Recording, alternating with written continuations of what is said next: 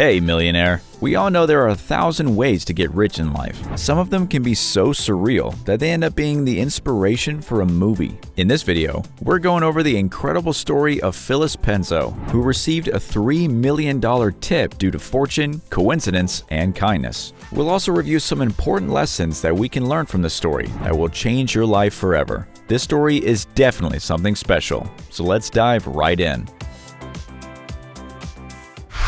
Let's start with the question, how did a pizzeria waitress earn a $3 million tip?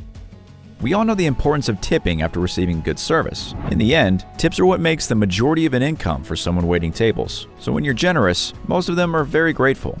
Some people, however, decide to take this moral obligation more seriously than others by aiming to reward their servers in a bigger way. Fortunately for Phyllis Penzo, she was lucky enough to serve the right table before this future millionaire decided to give her the best tip of her entire career. In 1984, New York City detective Robert Cunningham was dining at Sal's Pizzeria in Yonkers, New York, when he suggested that his waitress and longtime friend, Phyllis Penzo, split a lottery ticket with him instead of tipping her for her services. He promised her that he would share his winnings with her 50-50 if he won. Although Robert was kind of joking, it didn't take Phyllis more than a few seconds to agree, as the prospect of becoming a millionaire was far more tempting than spending the rest of her life living paycheck to paycheck and depending on the generosity of her clients. The idea was so attractive to Phyllis that she even helped Robert choose the numbers then and there. After helping Robert pick out the numbers and retiring home, she received a mysterious call at 9 a.m. that changed her life forever. The call came from none other than Robert, who shared with her the most important news she had ever received in her life. They had just won an incredible $6 million jackpot and became millionaires. Now, here's an important fact. While most people would be suspicious when receiving a call from one of their oldest friends claiming they just won the lottery, Phyllis had twice as much reason to be suspicious. She received the call the morning of April Fool's Day. Who wouldn't think this was just an innocent joke? So Phyllis refused to believe Robert, since she wasn't going to fall for it. After Robert insisted and convinced her that he really had won the grand prize and would share it with her, Phyllis let out a cry of excitement so loud that it woke her husband up. When her husband heard the news, even he couldn't believe what had just happened to them. They had become the richest couple in their neighborhood in just a few moments. But the story doesn't end there. It's just getting started. Make sure you subscribe to the channel to attract good fortune if you haven't done so already. Let's move on. After splitting the money, Robert and Phyllis took home $3 million each. Choosing the annuity instead of the lump sum entitled each of them to receive a little over $142,000 a year for 21 years. And through a shadow of kindness and loyalty, Robert changed Phyllis's life forever. According to Robert, who was a 30-year veteran police officer with a salary of $30,000 a year, he never considered keeping all the money for himself. He considered himself a simple person, always true to his word, so that occasion was to be no different. Robert and Phyllis's story serves as an inspiration for the movie It Could Happen to You, a film in which cop Charlie, played by Nicolas Cage, and waitress Yvonne are married to unbearable and self-centered people and find comfort in each other to cope with their terrible personal lives. Although you can imagine how the story ends, the couple in the movie ended up divorcing their partners to get married and live happily ever after. Of course, this last part of the story is pure fiction. In real life, Robert and Phyllis were never a couple. Although, after 15 years of friendship, we can't rule out the possibility that at some point they had some feelings towards each other. By the time they both became multimillionaires, they were already happily married and living a good normal life. Robert used his winnings to expand the home he lived in with his family. As he was living with his in-laws, he made the necessary renovations to the property so that each household member could live comfortably without everyone being cramped in one place. On the other hand, Phyllis, who was much more prepared to spend her money, immediately invested in a new house and bought new cars for her family. She also took the opportunity to travel since her small salary no longer limited her to go around the world. Although both claimed the lottery didn't drastically change their lives, their incredible luck allowed them to live more comfortably without worrying about being tight on money again.